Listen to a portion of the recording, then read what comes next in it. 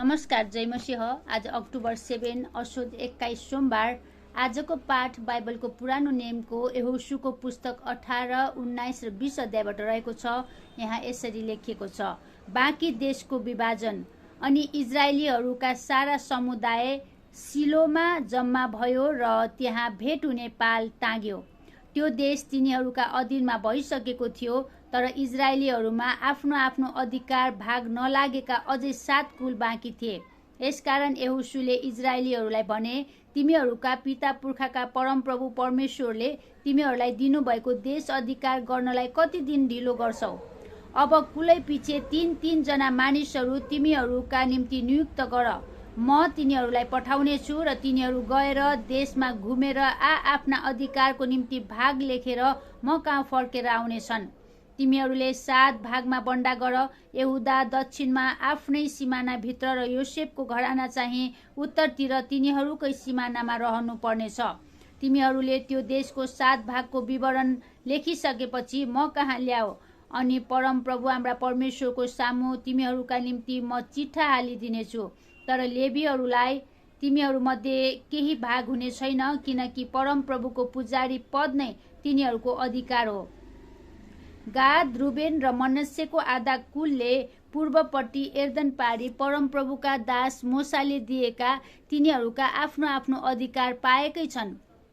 तब ती मानिस उठेर गए अनि यहोशूले सो देशको नक्सा बनाएर ल्याउन जानेहरूलाई यसो भनेर आज्ञा दिए, जाओ, सो देशभरि घुम र त्यसको वर्णन लेखेर म कहाँ फर्केर आओ र यहाँ सिलोमै परमप्रभुको सामु तिमीहरूका निम्ति म चिठा हालिदिउँला। तब ती मानिसहरू गएर त्यस देशभरि घुमेर सहर सहर देखाएर 7 भाग गरी प्रत्येकको विषयमा वर्णन गरे र यहोशू कहाँ सिलोमा भएको छाउनीमा फर्के। अनि यहोशूले परमप्रभुको सामु सिलोमा तिनीहरूका निम्ति चिट्टा हाले र त्यही नै यहोशूले तिनीहरूका भाग भाग अनुसार इजरायलीहरूलाई स्वदेश बन्डा गरिदिए। बिन्यामिनको भाग। बेन्यामिनको कुलका वंश अनुसार चिठा यसरी निस्क्यो। तिनीहरूका भागको सिमाना यहुदा र योसेफका कुलहरूका बीचमा पर्यो। तिनीहरूका उत्तरपट्टिको सिमाना एर्दनदेखि सुरु भएर एरियोको नजिकबाट उत्तरतिर लागि पश्चिमतिरको पहाडी देशमा उक्लेर बेत आवनको मरुभूमिमा पुगेको थियो। त्यो सिमाना त्यहाँबाट लुजसम्म, यसलाई बेथेल भन्दछ, त्यसको दक्षिणतिर पुगेर तल्लो बेत होरेनका दक्षिणपट्टिको पहाडबाट अतारोत अद्दारसम्म झरेको थियो। अनि त्यहाँबाट सो सिमाना पश्चिमतिर लागेर दक्षिणपट्टि घुमी बेत होरेनका सामुन्नेका दक्षिणतिरको डाँडाबाट यहुदाका सन्तानको क्रियत बालसम्म, यसैलाई क्रियत यारिम भनिन्छ, पुगेको थियो। पश्चिम सिमाना यही हो। दक्षिणको सिमाना चाहिँ क्रियत यारिमको छेउदेखि पश्चिमतिर लागेर नेप्तोहको मुहानमा निस्केको थियो। त्यो सिमाना बेन हिन्नोमका बेसीको सामु रपाईहरूका बेसीको उत्तरपट्टिका डाँडाको पल्लो छेउमा ओर्ली एबुसी सहरका दक्षिणपट्टिका हिन्नोमको बेसीबाट झरेर एन रोगेलमा झरेको थियो। त्यो उत्तरतिर तानिएर एन सेमेसतिर लागि अदुमिमका उकालोका सामुन्नेको गलिलोतमा निस्की रुबेन वंशी बोहनको ढुङ्गामा झरेको थियो। त्यहाँबाट त्यो बेत अराबाको सिधा उत्तरपट्टि पुगेर अराबामा नै झरेको थियो। त्यो सिमाना फेरि बेत होग्लाका उत्तरको किनार छिचोलेर एर्दनको दक्षिणपट्टि भएको खारा समुद्रको उत्तरीय खाडीमा टुङ्गिएको थियो। दक्षिण सिमाना यही हो। त्यसका पूर्वपट्टिको सिमाना चाहिँ एर्दन भइहाल्यो। बिन्यामिनका वंशहरूको अधिकार चारैतिरको सिमाना बमोजिम यही हो। बिन्यामिनको कुललाई तिनीहरूका वंश अनुसार मिलेका सहरहरू यिनै हुन्: एरिहो, बेत होग्ला, एमेक, कसिस, बेत अराबा, समारैम, बेथेल, अब्बिम, पारा, ओप्रा, कपर अमोनी, ओप्नी, गेबा। तिनीहरूका बस्तीहरू समेत 12 सहरहरू हुन्: गिबोन, रामा, बेरोत, मिस्पा, कपिरा, मोसा, रेकेम, इर्पल, तरला, सेलाह, एपेल, एबुसी सहर अर्थात् यरुशलेम, गिबा र क्रियत, तिनीहरूका बस्तीहरू समेत 14 सहरहरू हुन्। बिन्यामिनका सन्तानको अधिकार तिनीहरूका वंशका निम्ति यही हो। अरू कुलहरूका भाग 19 अध्याय। दोस्रो चिट्ठा सिमियोनका अर्थात् सिमियोनका कुलको नाउँमा तिनीहरूका वंश अनुसार निस्क्यो। तिनीहरूको अधिकार चाहिँ यहुदाका कुलका अधिकारको बीचमा पर्यो। तिनीहरूको अधिकारमा परेका यिनै हुन्: बर्सेबा अर्थात् सेवा, मोलादा, हसन, सुआल, बाला, एसेम, एतोलद, बतुल, होर्मा, सिक्लत, बेत मर्काबोत, हसर, सुसा, बेत अलाबोत र सारुहेन, तिनीहरूका बस्तीहरू समेत 13 सहरहरू हुन्। ऐन, रिम्मोन, एतेर र आसान, तिनीहरूका बस्तीहरू समेत 4 सहरहरू हुन् र ती सहरहरूका वरिपरिका सबै बस्तीहरू बालात बेअर अर्थात् नेगेब भनिने अर्थात् दक्षिण देशको रामासम्मै। सिमियोनका कुलको अधिकार तिनीहरूका वंश अनुसार यही हो। सिमियोनका सन्तानहरूले यहुदाका सन्तानहरूको हिस्साबाटै अधिकार पाएका थिए, किनकि यहुदाका सन्तानहरूलाई तिनीहरूलाई चाहिएको भन्दा बढ्ता भाग परेको थियो। यसकारण सिमियोनका सन्तानहरूले यहुदाका भागको सिमानाभित्रै नै अधिकार पाएका थिए।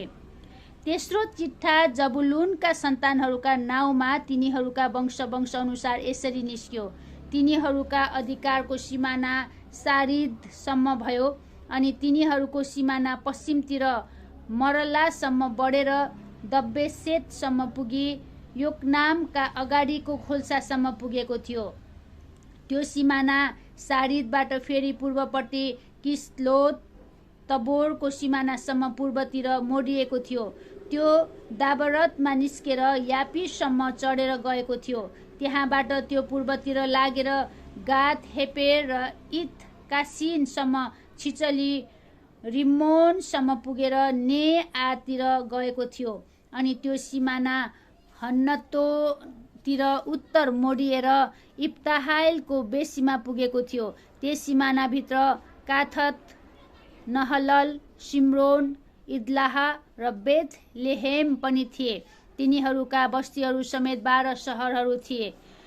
तिनीहरूका वंश अनुसार जबलुनका कुलका अधिकारका सहरहरू 3 का बस्तीहरू समेत यिनै हुन्। चौथो चिट्ठा इस्साखारका सन्तानहरूका नाउँमा तिनीहरूका वंश अनुसार यसरी निस्क्यो। तिनीहरूको सिमाना Israel, Chesulloth, Shunem, Hapharaim, Shion, Anaharath, Rabbith, Kishion, Ebez, Remeth, En Gannim, En Haddah र बेत पसेस भएर सो सिमाना तबोर, सहसुमा र बेत सेमेससम्म पुगेर एर्दनमा टुङ्गिएको थियो। तिनीहरूका बस्तीहरू समेत 16 सहरहरू हुन्। तिनीहरूका वंश अनुसार इस्साखारका कुलको अधिकारका सहरहरू 3 का बस्तीहरू समेत यिनै हुन्। पाँचौं चिट्ठा आशेरका कुलको निम्ति तिनीहरूका वंश अनुसार यसरी निस्क्यो। तिनीहरूको सिमाना हेल्कत, हली, बेतेन, अछाप, अल्लमेलेक, अमाद, मिसाल र पश्चिम कर्मेलतिर सिहोर लिब्नातसम्म पुगेको थियो अनि त्यो पूर्वतिर मोडेर बेत दागोनतिर लागि जबुलुन र इस्ताह एलको बेसीसम्म पुगेको थियो र बेत एमेक र निएलको उत्तरतिर गएर त्यो बायाँ हातपट्टि काबुलमा निस्केको थियो। त्यो सिमाना एब्रोन, रहोत, हम्मोन र कना भएर महासिदोनसम्म पुगेको थियो अनि त्यो सिमाना रामा र पर्खाल भएको टुरो सहरतिर मोडिएको थियो। त्यो सिमाना फेरि होसातिर मोडिएर अक्जिब, उम्मा, अपेक र रहोबका नजिकको समुद्रमा टुङ्गिएको थियो। तिनीहरूका बस्तीहरू समेत 22 सहरहरू हुन्। तिनीहरूका वंश अनुसार आशेरका कुलको अधिकारका सहरहरू 3 का बस्तीहरू समेत यिनै हुन्। छैटौं चिट्टा नप्तालीका कुलको निम्ति तिनीहरूका वंश अनुसार यसरी निस्क्यो। तिनीहरूको सिमाना हेलेप र सान्निममा भएको ठूलो रुखदेखि अदामी, नेकेब र एब्नेल छिचली लक्कुमसम्म भएर एर्दनमा टुङ्गिएको थियो। अनि सो सिमाना पश्चिमतिर अज्नो तबोरपट्टि मोडिएर त्यहाँबाट हुकोकमा निक्लेको थियो र त्यो दक्षिणतिर जबुलुनसम्म, पश्चिमतिर आशेरसम्म र पूर्वतिर एर्दनसम्म पुगेको थियो। पर्खाल भएका सहरहरू चाहिँ Ziddim, Zer, Hammath, Rakkath, Chinnereth, Adamah, Ramah, Hazor, Kedesh, Edrei, En Hazor, Iron, Migdal, El, Horem, Beth Anath र बेथ सेमेस थिए। तिनीहरूका बस्तीहरू समेत 19 सहरहरू हुन्। तिनीहरूका वंश अनुसार नप्तालीका कुलको अधिकारका सहरहरू तिनका बस्तीहरू समेत यिनै हुन्।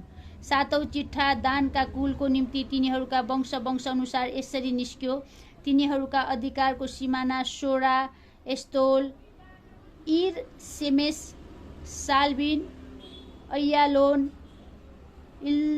इत्ला, एलोन, तिम्ना, एक्रोन, एत्तके, गिब्बतोन, बालात, एहुद, बने बरक, गात, रिम्मोन, मे, एर्कोन र रक्कोन साथै योप्पाको सिमानासम्म थियो। तर दानका खलकहरूलाई आफ्नो भूभागमाथि अधिकार जमाउन गाह्रो भएको थियो। यसर दानका खलकहरू सेलेममा गएर त्यससँग युद्ध गरेर त्यसलाई तरवारले नाश गरी कब्जा गरे र त्यहाँ बसेर सेलेमलाई आफ्ना पुर्खा दानको नाउँ अनुसार दान नाउँ राखे। तिनीहरूका वंश अनुसार दानका कुलको अधिकारका सहरहरू तिनका बस्तीहरू समेत यिनै हुन्। यसरी तिनीहरूले अधिकारको निम्ति सिमाना छुट्याई देश बन्डा गरी सिद्ध्याए। अनि इजरायलीहरूले नूनका छोरा यहोशुलाई परमप्रभुको आज्ञा अनुसार तिनीहरूका बीचमा अधिकारको एक भाग दिए। तिनले मागेकै इफ्राइमको पहाडी देशको तिम्मनत सेरह जग्गा दिए अनि तिनले सहर बसालेर त्यहाँ बसे। पुजारी एलाजार, नूनका छोरा यहोशु र इजरायलका कुल नायकहरूले परमप्रभुको सामुन्ने सिलोमा भेट हुने पालको ढोकामा बसेर चिट्ठा हाली बन्डा गरेका अधिकारका सिमाना यिनै हुन्। यसरी तिनीहरूले देश बन्डा दिने काम सिद्ध्याए। 20 अध्याय ज्यानमाराका शरण नगर। तब परमप्रभुले यहोशुलाई यसो भन्नुभयो, इजरायलीहरूलाई भनिदे, मोसाद्वारा मैले तिमीहरूलाई भने बमोजिम, तिमीहरूले शरण नगरहरू नियुक्त गर। भुलले वा जानमा कसैले कसैलाई मार्यो भने सो ज्यानमारा भागेर त्यहाँ जाओस् र ती सहरहरू हत्याको बदला लिनेहरूबाट शरणस्थान हुनेछन्।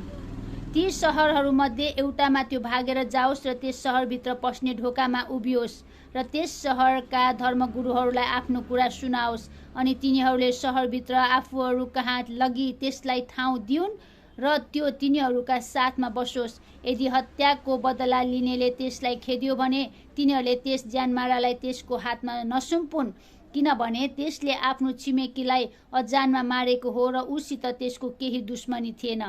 अनि न्यायको निम्ति समुदायको सामु खडा नभएसम्म र त्यस समयको प्रधान पुजारीको मृत्यु नभएसम्म त्यो त्यही सहरमा बसिरहोस्। त्यसपछि त्यो ज्यानमारा आफ्नो घरमा, आफ्नै सहरमा जसबाट त्यो भागेको थियो त्यही सहरमा जाओस्। तब तिनीहरूले गालिलमा, नप्तालीको पहाडी देशमा केदेश, इफ्राइमको पहाडी देशमा सकेम र यहुदाको पहाडी देशमा क्रियत अर्बा जो हेब्रोन हो अर्पण गरे।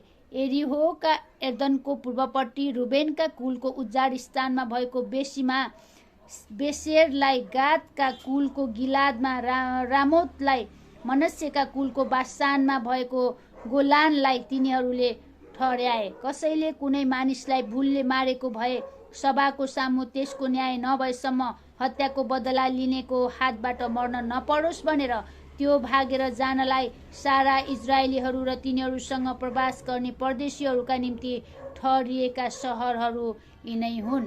आमेन। परमेश्वरले आजको वचन पढाएर सुनाइमा प्रशस्त आशिष दिनुभएको होस्। धन्यवाद।